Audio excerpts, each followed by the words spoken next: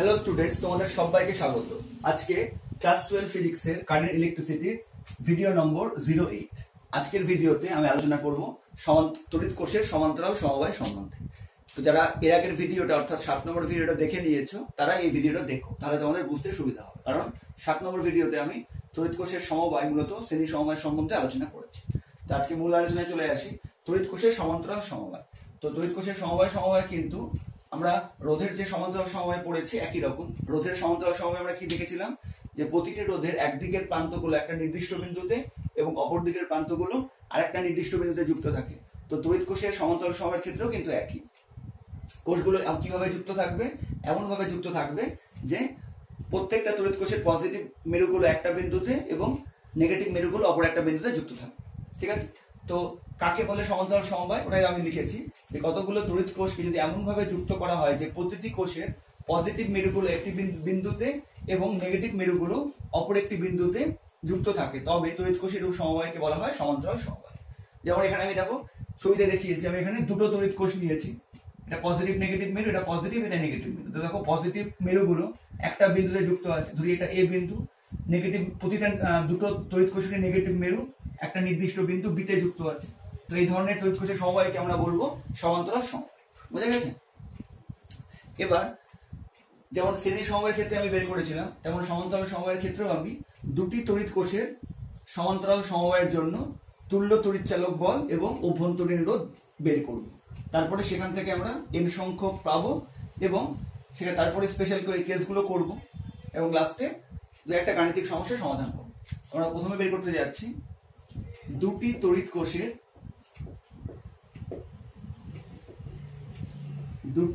কোষের সমান্তরাল সমবায়।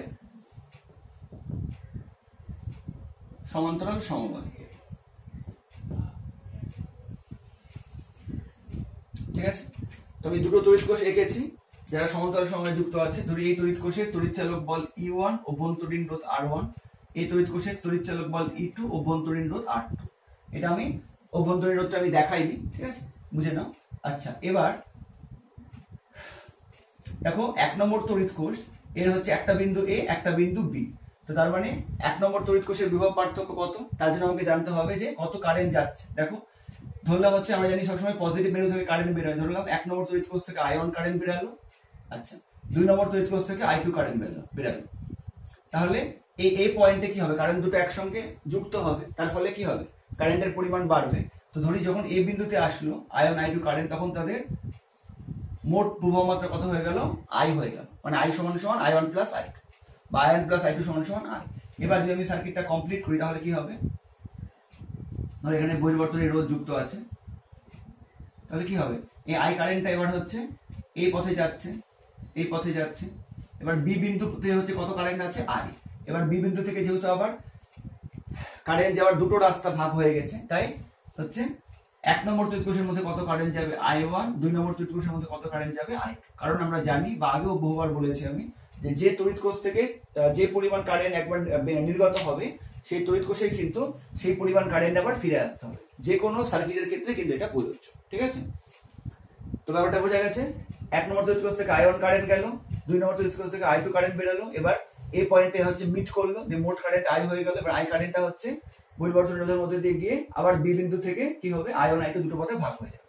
তো তার মানে এবার বলো যে হচ্ছে যে কোন প্রান্তের বিভব পার্থক্য বেশি। আমরা জানি যেখান থেকে কারেন্ট বেরোচ্ছে পজিটিভ প্রান্ত থেকে, বা আমরা আগের ভিডিওতে বলেছিলাম সবসময় হচ্ছে পজিটিভ প্রান্তের বিভব বেশি হয়, নেগেটিভ প্রান্তের বিভব কম হয়। তো তাহলে এখানে কার বিভব বেশি, পজিটিভটা কার সঙ্গে যুক্ত আছে, দেখো এই বিন্দুর সঙ্গে। কারণ এই বিন্দুর বিভব যদি VA ধরি তাহলে, আর যদি বি বিন্দুর বিভব VB ধরি তাহলে VA গ্রেটার দেন VB হবে। বলতে পারবো তো? তো তার মানে এখানে আমরা হচ্ছে ধরে নিচ্ছি যে A ও B না, প্রথমটাকে 1 নম্বর ধরছি, 1 ও 2 নম্বর, 1 ও 2 উভয় তড়িৎ কোষের বিভব পার্থক্য কি হবে, দুটোরই হচ্ছে দুই প্রান্তের বিভব যথাক্রমে VA ও VB, আর VA গ্রেটার দেন VB। তাহলে কত হবে, VA মাইনাস VB। কেন হবে, যেহেতু VA গ্রেটার দেন VB। এবারে VA মাইনাস VB কে আমি হিসেবে সুবিধার জন্য শুধু ভি ধরে নিলাম। বুঝা গেছে? আচ্ছা, এবার দেখো এক নম্বর কোনটা বলছি আমি? প্রথমটা। এবার তোমাকে এটা হচ্ছে বলতে হবে যে 1 নম্বর তড়িৎ কোষের তড়িৎ চালক বল এবং অভ্যন্তরীণ রোধ যথাক্রমে E1 R1 এবং 2 নম্বর তড়িৎ কোষের তড়িৎ চালক বল এবং অভ্যন্তরীণ রোধ যথাক্রমে E2 R2। তাহলে 1 নম্বর তড়িৎ কোষের, শুধু কোষ লিখছি, ঠিক আছে, 1 নম্বর কোষের ক্ষেত্রে আর 2 নম্বর কোষের ক্ষেত্রে, যেমন আমি শ্রেণী সমবায়ের ভিডিওতে আলোচনা করেছিলাম যে আমরা কোন সূত্রের সাহায্যে বের করছি অভ্যন্তরীণ রোধ এবং বিভব পার্থক্য এবং তড়িৎ চালক বল, এদের মধ্যে সম্পর্ক কি আমরা জানি। সম্পর্ক হচ্ছে V = E - IR, এটা সম্পর্ক। V হচ্ছে বিভব পার্থক্য তড়িৎ কোষের দুই প্রান্তে। তাহলে 1 নম্বর তড়িৎ কোষের ক্ষেত্রে বিভব পার্থক্য কত? VA - VB, এটাকে আমি এখন V ধরে নিয়েছি। V = কত? তড়িৎ চালক বল E1, কারেন্ট কত যাচ্ছে? কারেন্ট যাচ্ছে 1 নম্বর তড়িৎ কোষের মধ্যে I1, তাহলে I1 * অভ্যন্তরীণ রোধ হচ্ছে R1। ক্লিয়ার? এবার 2 নম্বর কোষের ক্ষেত্রে কত? বিভব পার্থক্য একই, VA - VB, যাকে আমি V ধরে নিয়েছি। তড়িৎ চালক বল কত? E2, কারেন্ট কত যাচ্ছে দেখো? I2 কারেন্ট যাচ্ছে, তাহলে I2, আর অভ্যন্তরীণ রোধ কত দেখো? R2 ধরে নিয়েছি, R2। ঠিক আছে? আচ্ছা, এবার এই দুটো থেকে আমি কি করব? এই দুটো থেকে আমি হচ্ছে I1 I2 বের করে নেব। কেন বের করব? কারণ এখানে বুঝতেই পারছো যে I সমান কত, বা I1 + I2 সমান কত? I, বর্তনীর মোট প্রবাহ মাত্রা। এখান থেকে আমি হচ্ছে I1 I2 বের করে নেব। তাহলে কত হবে এখান থেকে বলো? I1 I2, অতএব I1। আচ্ছা, I1 তাহলে কত হবে? যদি I1 R1টাকে ওদিকে নিয়ে যায় তাহলে কত হতো? E1 - V। তার মানে I1 কত হবে? E1/R1 মাইনাস কত হয়ে যাবে? E1/R1 মাইনাস কত হয়ে যাবে? V/R1। ঠিক আছে? আর 2 নম্বর তড়িৎ কোষের ক্ষেত্রে তড়িৎ প্রবাহ মাত্রা I2 কত হয়ে যাবে? E2/R2 একই রকম হবে, মাইনাস V/R2। ক্লিয়ার? আচ্ছা, এবার যেহেতু I1 + I2 = I, তাই আমি এখনই বোঝালাম, তাহলে এখানে ভ্যালুগুলো পুট করে দিতে, তাহলে কত হবে? E1 কত? I1 কত? E1/R1 minus V/R1 plus I2 কত? E2/R2 minus V/R2 = I। আচ্ছা, এবার এখান থেকে যদি সাজিয়ে লিখি E1/R1 প্লাস E2/R2 মাইনাস ভিটা যদি কমন নিই তাহলে কত হবে? 1/R1, এটা প্লাস হয়ে যাবে 1/R2 = I। বুঝা গেল? ভিটা কমন, মাইনাস ভিটা কমন নিলাম, তাহলে এখানে ভিতরে প্লাস হয়ে গেল, আর 1/R1 প্লাস 1/R2 হয়ে গেল। আচ্ছা, এবার এটাকে যদি সলভ করি তাহলে কত হবে? আর কত হবে? E1R2 plus E2R1 divided by R1R2 minus V, এটাকে যদি সলভ করি তাহলে কত হবে? R1 plus R2 divided by R1 plus R2 divided by R1R2 = I। এটা থেকে গেল। আচ্ছা, এবার আমরা এখান থেকে ভিটা বের করতে চাইছি, তাহলে কি করব? তার আগে আমরা কি করছি? R1 R2 দিয়ে উভয় পক্ষকে গুণ করে দিচ্ছি, মানে প্রত্যেকটা রাশিকে R1 R2 দিয়ে মাল্টিপ্লাই করে দিচ্ছি, multiplying by R1 R2, both sides by R1 R2। তাহলে কি হয় দেখো?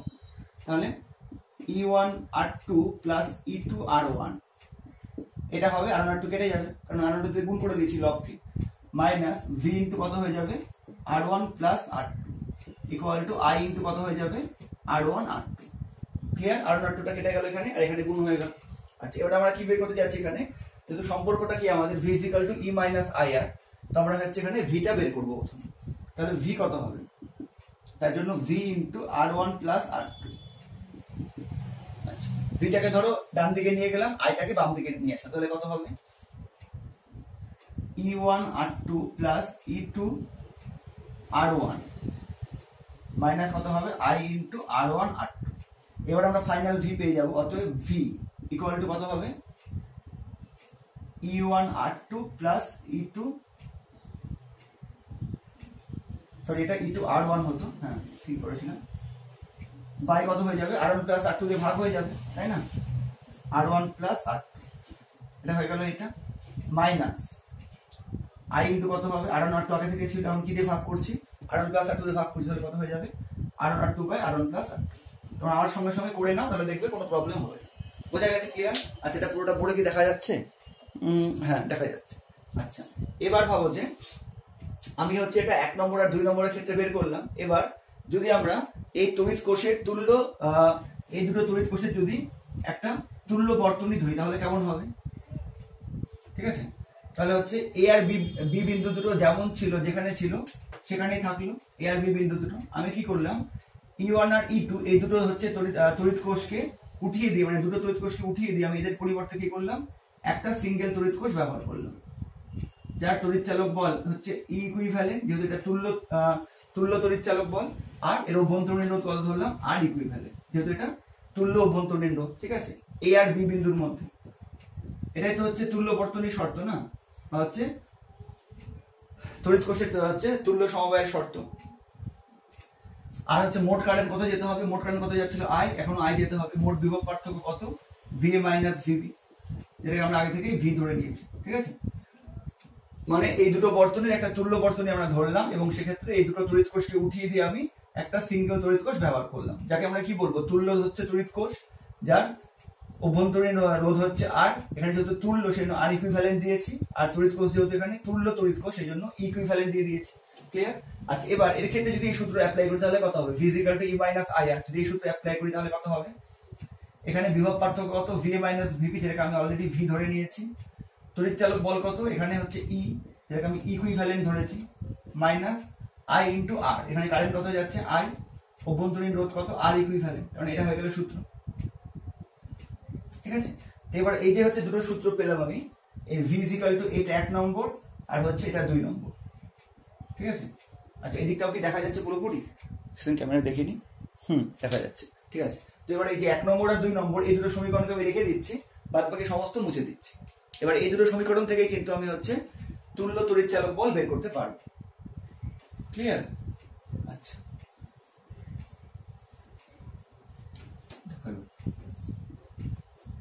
এই সম্পূর্ণগুলোকে মুছে দিলাম। তো তোমরা যেভাবে বললাম এভাবে কিন্তু লিখে নিবে, এবং প্রথমে ভাষা দিয়ে দুটো তড়িৎ কোষের তড়িৎ চালক বল, অভ্যন্তরীণ রোধ, এগুলো আমি শুধু মুখে বলে দিয়েছি, তোমরা কিন্তু এগুলো ভাষায় লিখে দিবে, আর এইভাবে ডেরিভেশন করতে পারবে। যদি না করে থাকো এখন পর্যন্ত, এই দুটো সমীকরণ না বের করে থাকো, তাহলে ভিডিওটা পজ করে দিয়ে এই দুটো সমীকরণ বের করে নাও, তাহলে আমার সঙ্গে সঙ্গে করবে। এবার 1 ও 2 নম্বর সমীকরণ থেকে পাই, 1 ও 2 নম্বর সমীকরণ থেকে কি পাই দেখো, 1 নম্বর সমীকরণ ভি এর সঙ্গে সমান, 2 নম্বর সমীকরণ ভি এর সঙ্গে সমান, তাহলে এই দুটো সমীকরণকে যদি আমরা কম্পেয়ার করি, তুলনা করি, তাহলে কি পাবো, শুধু কম্পেয়ার লিখে দিলাম, তাহলে কি পাবো দেখো, এইটা এটা হচ্ছে কম্পেয়ার হবে, দুটোই হচ্ছে ইয়ে রাশিমালা এসছে, তাই তো, তার মানে এখানে কি হয়ে যাবে, এখানে লিখছি ই ইকুইভ্যালেন্ট, মানে তুল্য তড়িৎচালক বল, তুল্য তড়িৎচালক বল কত, ই ইকুইভ্যালেন্ট কত হয়ে যাবে, এইটা ইকুয়াল টু এইটা হবে, তাই তো, দুটো কম্পেয়ার করলে কত হয়ে যাবে, E1 R2 plus E2 R1 divided by R1 plus R2, এবং কি হবে, তুল্য অভ্যন্তরীণ রোধ, তুল্য অভ্যন্তরীণ রোধ,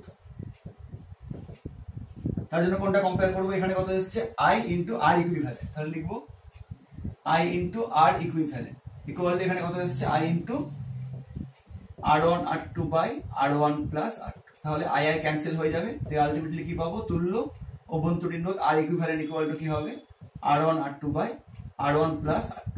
এবার এখানে একটা জিনিস হচ্ছে ভেবে রাখো, যদি যে কোনো দুটো রোধকে, যদি R1 আর R2 এই দুটো রোধকে সমান্তরাল সমবায়ে যুক্ত করা হয়, তাহলে তুল্য রোধ কত আসে, রোধ দুটোর গুণফল বাই রোধ দুটোর যোগফল, তাই না?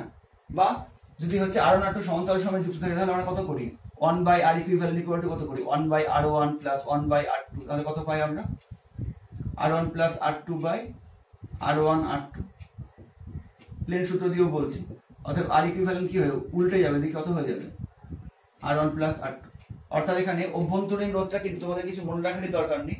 প্লেন হচ্ছে দুটো রোধকে সমান্তরাল সঙ্গে যুক্ত করলে হচ্ছে তুল্য রোধ যা আসা উচিত বা মোট রোধ যা আসা উচিত সেটাই কিন্তু এসেছে। দেখো, কারণ আমি দেখেই বুঝতে পারছি যে এর অভ্যন্তরীণ রোধ R1, এর অভ্যন্তরীণ রোধ R2, তো এই দুটো রোধ কিভাবে যুক্ত আছে? সমান্তরাল সময়ে যুক্ত আছে। তাই সমান্তরাল সময়ে যা রেজাল্ট আসা উচিত সেটা এসেছে। বোঝা গেছে ব্যাপারটা? আচ্ছা, এবার এখানে চলে এসো, তুল্য তড়িৎচালক বল বের করলাম। তো তোমাদের কিন্তু 2018 সালে উচ্চ মাধ্যমিক পরীক্ষাতে এই হচ্ছে পার্টিকুলার এইটাই দিয়েছিল যে দুটো তড়িৎ কোষ বলে দিয়েছিল E1 ও E2, যাদের অভ্যন্তরীণ রোধ যথাক্রমে R1 ও R2 যদি হয় তাহলে এই দুটো তড়িৎ কোষের তুল্য তড়িৎচালক বল নির্ণয় করো। শুধু এটাই করতে দিচ্ছে, তাহলে এইভাবে করতে পারবে। ঠিক আছে, খুব ইজি। আচ্ছা, এবার এটাকে হচ্ছে আর একটু সিম্পলিফাই করতে পারি আমরা, যাতে আমাদের মনে রাখতে সুবিধা হয়।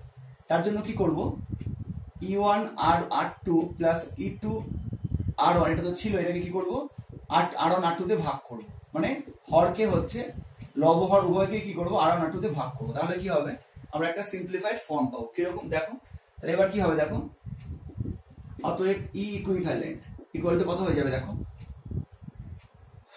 E1 বাই কত হয়ে যাবে, E1 বাই R1 হয়ে যাবে, প্লাস এবার R1 কেটে গিয়ে কত হবে, E2 by R2 divided by কত হয়ে যাবে, 1 by R1 plus 1 by R2। Clear? কারণ এই ফর্মটা কিন্তু মনে রাখা আমাদের সুবিধা, E1 by R1 plus E2 by R2 divided by 1 by R1 plus 1 by R2। Clear একদম? তুল্য তড়িৎচালক বল দুটো তড়িৎ কোষের জন্য। ঠিক আছে, বোঝা গেছে ব্যাপারটা? আচ্ছা, এবার যদি তোমাকে বলে যে এরকম n সংখ্যক তড়িৎ কোষ যুক্ত আছে যাদের তড়িৎচালক বল যথাক্রমে E1 E2 E3 E4 dot dot, তাহলে কি হবে, তাহলে সেক্ষেত্রে কি হবে, প্লাস যদি একটা তড়িৎ কোষ হয় E3 by R3 plus E4 by R4 plus dot dot dot dot কি হবে, En বাই RA, আর এই দিকেটা কত হয়ে যাবে, 1 by R3 plus 1 by R4 plus dot dot dot dot plus 1 by RA। বোঝা গেছে? তো তুমি আমি দুটোর জন্য বের করলাম, তোমার যদি যে কোনো সংখ্যক দেয় তার ক্ষেত্রেও কিন্তু সূত্রটা একই রকম ভাবে চলে আসবে। ক্লিয়ার একদম ব্যাপারটা?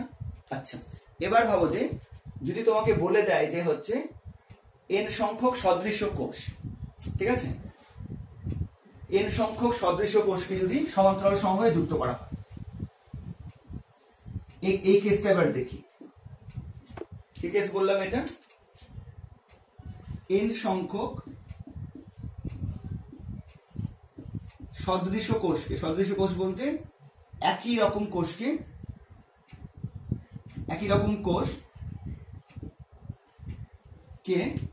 n সংখ্যক সদৃশ্য কোষকে যদি সমান্তরাল সমবায়ে যুক্ত করা হয়,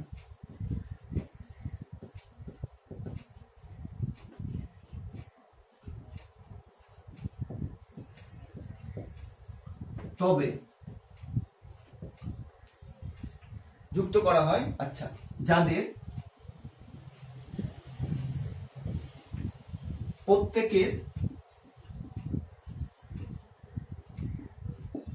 প্রত্যেকের তড়িৎচালক বল, মানে সদৃশ্য কোষ মানে কি, প্রত্যেকের তড়িৎচালক বল একই হবে, প্রত্যেকের তড়িৎচালক বল E এবং প্রত্যেকের অভ্যন্তরীণ রোধ R। সদৃশ্য কোষ মানেই তাই, প্রত্যেকের তড়িৎচালক বল এবং অভ্যন্তরীণ রোধ সেম। এখানে ধরো ভ্যালুটা বলে দিলাম R। তাহলে তুল্য তড়িৎচালক বল কত হবে, তাহলে তুল্য তড়িৎচালক বল কত হয়ে যাবে, ইকুইভ্যালেন্ট ইকুয়াল টু, দেখো কত হয়ে যাবে, E বাই R, ঠিক আছে, E by R plus E by R plus dot dot dot dot কত পর্যন্ত হবে, হচ্ছে n সংখ্যক পর্যন্ত, তাই তো, যেহেতু n সংখ্যক তড়িৎ কোষ যুক্ত করা হয়েছে, n সংখ্যক পদ পর্যন্ত। এবার হচ্ছে হরে কি হবে, 1 by R plus 1 by R plus 1 by R কতক্ষণ হবে, up to n terms, n সংখ্যক পদ পর্যন্ত। ঠিক আছে, সম্পূর্ণটা লিখলাম না, বুঝতে পেরেছো? তো তাহলে কত হয়ে যাবে, যদি n সংখ্যক যুক্ত থাকে তাহলে কত হয়ে যাবে, এটা হয়ে যাবে n into E by R, তাই হবে না, আর নিচে কত হয়ে যাবে, n বাই R। ঠিক আছে, তাহলে দেখো এই n n ক্যান্সেল হয়ে যাবে, এই হর হর আর আর ক্যান্সেল হয়ে যাবে, দিয়ে কি বাঁচবে, E। তার মানে হচ্ছে আমরা কি দেখতে পেলাম, যে যদি n সংখ্যক সদৃশ্য কোষকে, মানে n সংখ্যক একই রকম কোষকে যদি সমান্তরাল সমবায়ে যুক্ত করা হয় তাহলে তাদের তুল্য তড়িৎচালক বল কি হচ্ছে, একটা তড়িৎ কোষের সমান হচ্ছে। তো তার মানে হচ্ছে যদি আমরা হচ্ছে সমান্তরাল সমবায়ে যুক্ত করি অনেকগুলো সদৃশ্য কোষকে, তাহলে কি হবে, কোষের যে সমান্তরাল সমবায় যে হচ্ছে মোট তড়িৎচালক বল তার কি কোনো হ্রাস বৃদ্ধি ঘটবে? তার কোনো হ্রাস বৃদ্ধি ঘটবে না। একটার জন্য যা হবে অন্যটার জন্য তাই হবে। ঠিক আছে? তো তার মানে তোমাকে এখান থেকে কিন্তু একটা থিওরির প্রশ্ন আসছে। কি প্রশ্ন দিতে পারে এখান থেকে? ধরো এরকম বললো যে প্রশ্নটা লিখে না, ধরো এই প্রশ্নটাই দিয়েছে যে কতকগুলি তড়িৎ কোষকে সমান্তরাল সমবায়ে যুক্ত করলে দেখাও যে তড়িৎচালক বলের কোনো হ্রাস বা বৃদ্ধি ঘটবে না। আবার বলছি যে কতকগুলি তড়িৎ কোষকে সমান্তরাল সমবায়ে যুক্ত করলে দেখাও যে তাদের তুল্য তড়িৎচালক বলের হ্রাস বা বৃদ্ধি ঘটবে না। তার জন্য শর্ত কি নির্ণয় করো। আবার বলছি, তোমাকে প্রশ্নটা বললো যে কতকগুলি তড়িৎ কোষকে কিভাবে যুক্ত করলে, কতকগুলি তড়িৎ কোষকে কিভাবে যুক্ত করলে তাদের তুল্য তড়িৎচালক বলে হ্রাস বা বৃদ্ধি ঘটবে না। তখন বলবে যে কতগুলো তড়িৎ কোষকে যদি সমান্তরাল সমবায়ে যুক্ত করা হয় এবং প্রত্যেকে যদি সদৃশ কোষ হয়, অর্থাৎ প্রত্যেকের তড়িৎচালক বল এবং অভ্যন্তরীণ রোধ যদি একই হয়, তাহলে তাদের সমান্তরাল সমবায়ে যুক্ত করলে তুল্য তড়িৎচালক বলে হ্রাস বা বৃদ্ধি ঘটবে না, যা ছিল তাই থাকবে। ক্লিয়ার হয়েছে ব্যাপারটা? এটা একটা প্রশ্ন। এখান থেকে কিন্তু এই থিওরি দিয়ে কিন্তু অনেকগুলো এরকম প্রশ্ন হতে পারে। আর এই যেমন এর মধ্যে একটা 2018-তে এসেছিল, আগেই বললাম। আচ্ছা, এবার এই থিওরি ওরিয়েন্টেড আর একটা হচ্ছে প্রশ্ন নিয়ে নিই, যেটা তোমাদের হচ্ছে এই পর্যন্ত আগে বের করতে হবে। তো দেখো এই প্রশ্নটা হচ্ছে কিন্তু একবার কোন একটা কম্পিটিশন পরীক্ষাতে এসেছিল। ঠিক আছে, দেখো প্রশ্নটা কোথায় লিখবো। আচ্ছা, প্রশ্নটা হচ্ছে আমি এখানে লিখছি, এইটুকুটা মুছে দিলাম। দেখো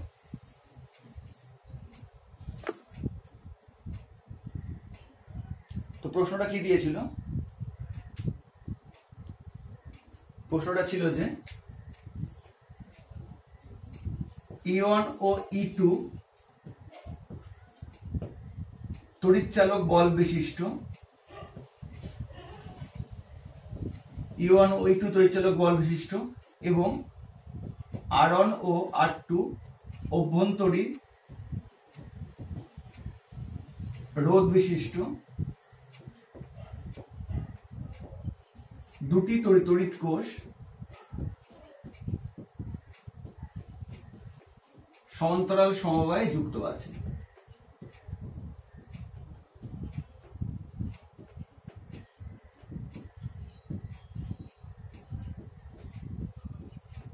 ঠিক আছে, সমান্তরাল সমবায়ে যুক্ত আছে। এবার বলেছে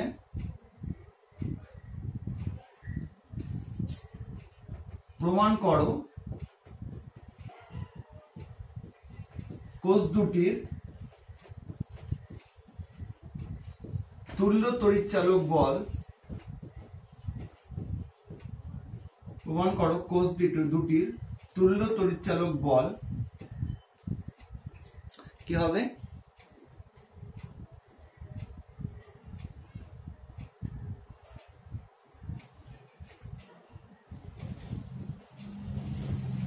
কোষ দুটির তড়িৎচালক বলের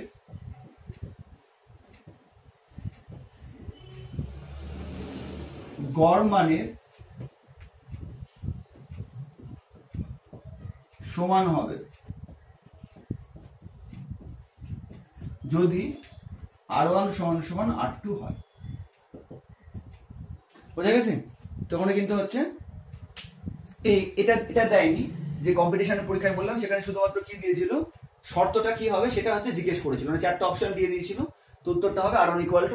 তোমাকে এটা দেখাতে হবে। ঠিক আছে, যে E1 ও E2 তড়িৎচালক বল বিশিষ্ট যাদের অভ্যন্তরীণ যথাক্রমে R1 ও R2, এদের হচ্ছে দুটো তড়িৎ কোষ সমান্তরাল সময়ে যুক্ত আছে। প্রমাণ করো কোষ দুটির তুল্য তড়িৎচালক বল, কোষ দুটির তড়িৎচালক বলের গড় মানের সমান হবে যদি R1 = R2 হয়। তাহলে আমরা যে হচ্ছে সূত্র দেখলাম এখানে, আমাদের হচ্ছে যে দুটোর জন্য সূত্র কি ছিল, এটা ছিল সূত্র, তাই তো? দুটোর জন্য সূত্র এটা ছিল।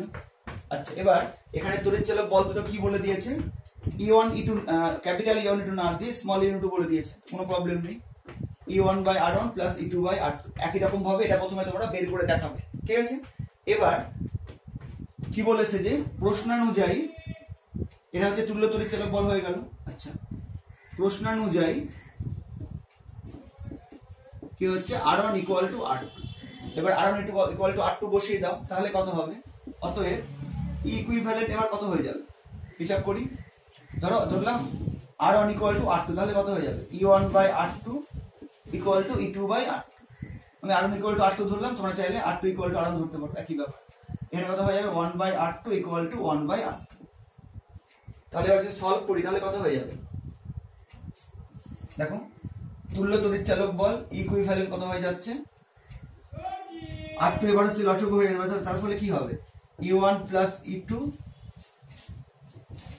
বাই হচ্ছে R2, আর এখানে কত হয়ে যাবে 1 প্লাস 1 বাই R2, তাই তো। R2 লসাগু হয়ে গেল, তার ফলে কি হয়ে যাবে E1 plus E2, R2 R2 cancel হয়ে কত হয়ে যাবে 2 হয়ে যাবে, সমান সমান কি হবে কোস দুটির কি হচ্ছে তড়িৎ চালক বলের গড় মান। কারণ দুটো তড়িৎ চালক বল যদি E1 E2 হয় তাহলে তাদের গড় মান কত হবে E1 প্লাস E2 বাই 2 হয়ে যাবে, বুঝে গেছেন তো। দেখো কত সহজ, তোমাকে সবসময় অঙ্কই দিবে এমন কোনো কিন্তু ব্যাপার নয়। এইচএসসি কিন্তু অনেক সময় অঙ্কগুলোকে এইভাবে থিওরির মাধ্যমে দিয়ে দেয়, তো তোমার এটাও দিতে পারে।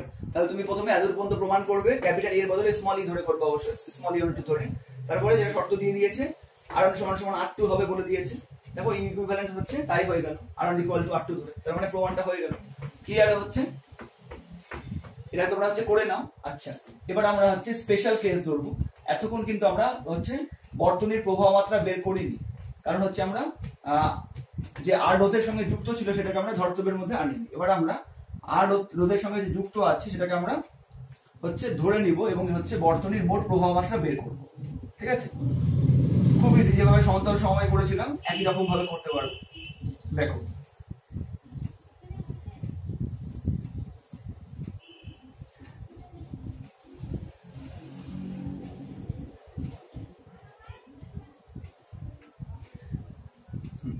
তো এবার আমরা কি ধরলাম যে হচ্ছে এবার পুরো সার্কিটটা আমরা হচ্ছে কমপ্লিট করে নিই।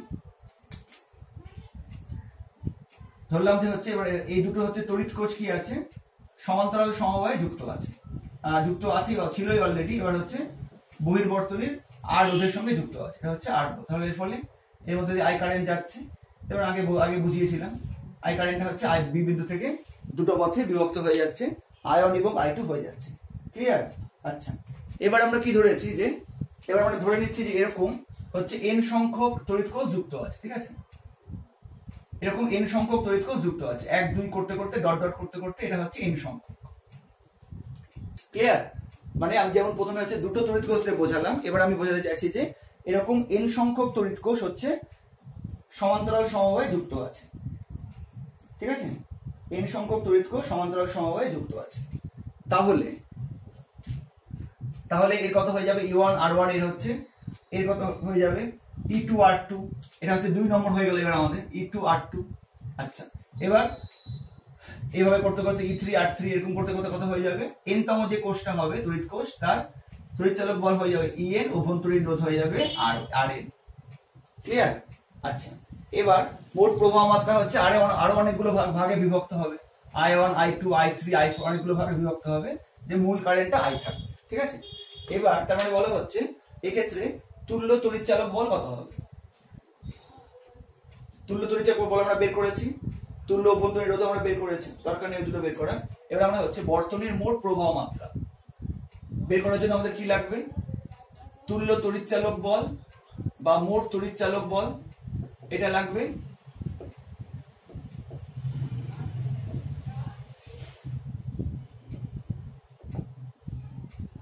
তুল্য তড়িৎ চালক বল আর হচ্ছে কি লাগবে আমাদের হচ্ছে তুল্য অভ্যন্তরীণ রোধ বা মোট অভ্যন্তরীণ রোধ,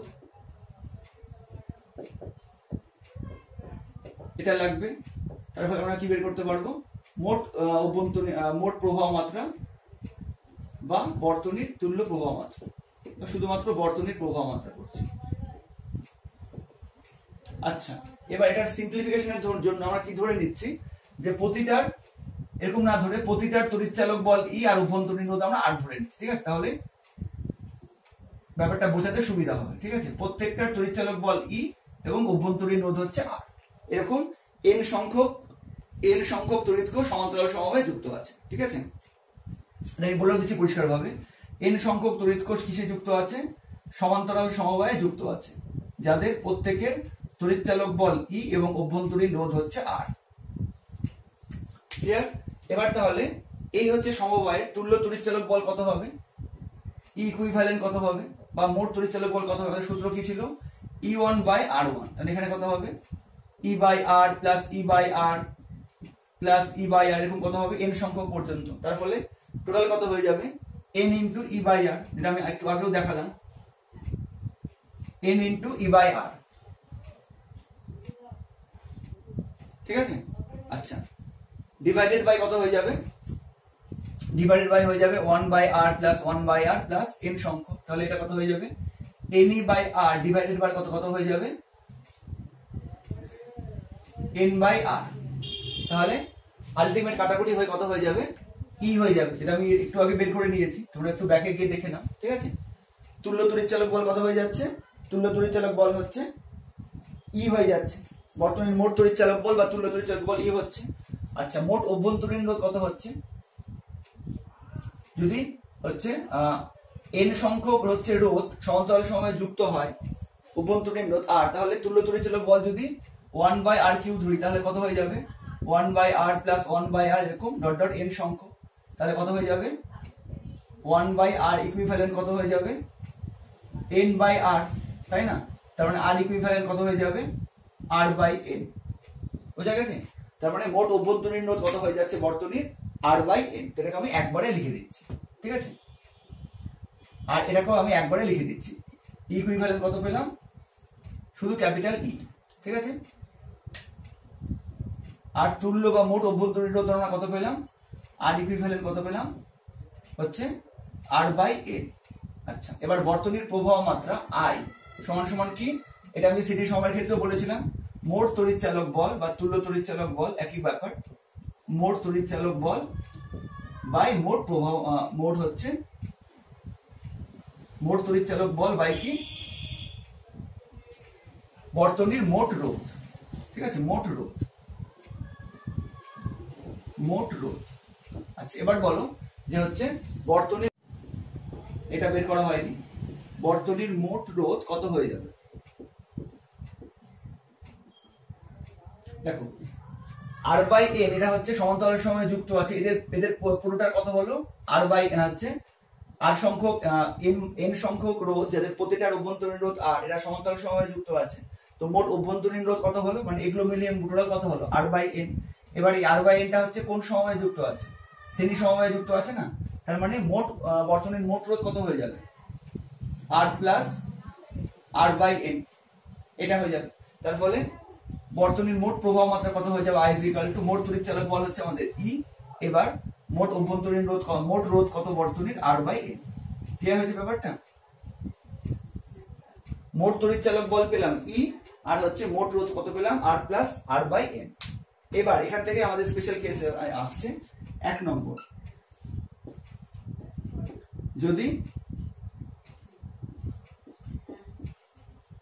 যদি হচ্ছে বহির্বর্তনীর রোধ R এর মানটা অভ্যন্তরীণ রোধ R বাই n অপেক্ষা অনেক অনেক বেশি হয়, ঠিক আছে?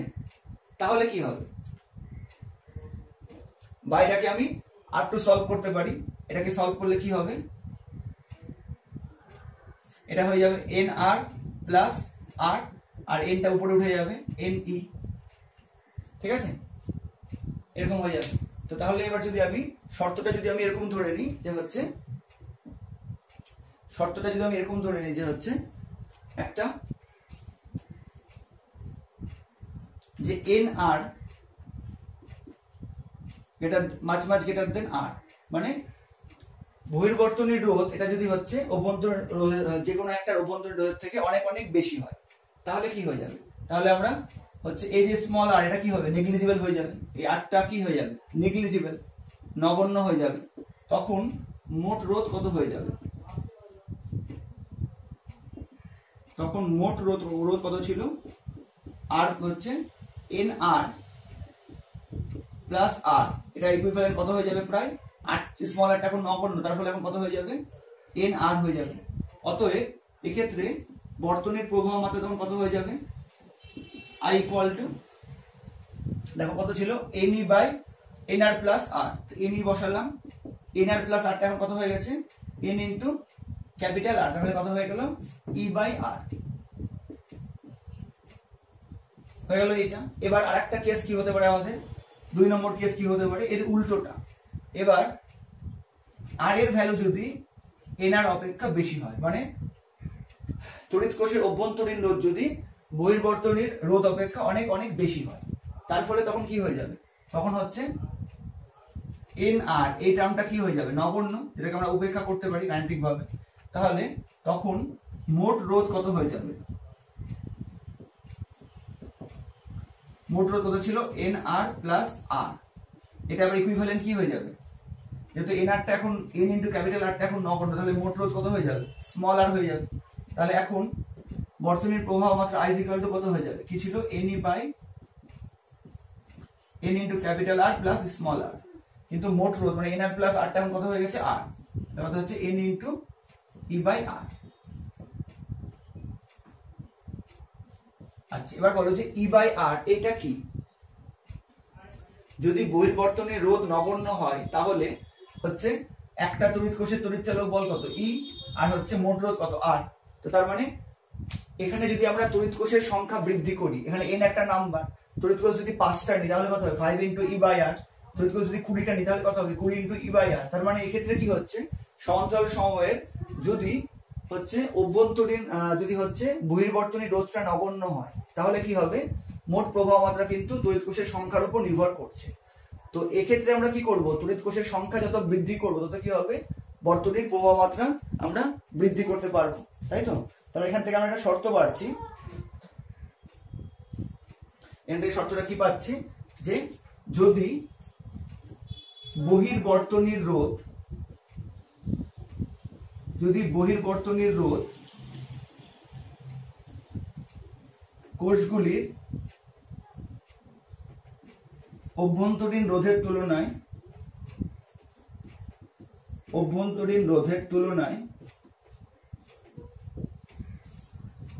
তুলনায়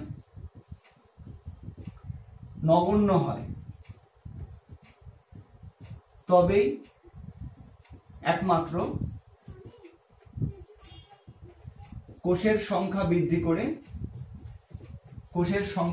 করে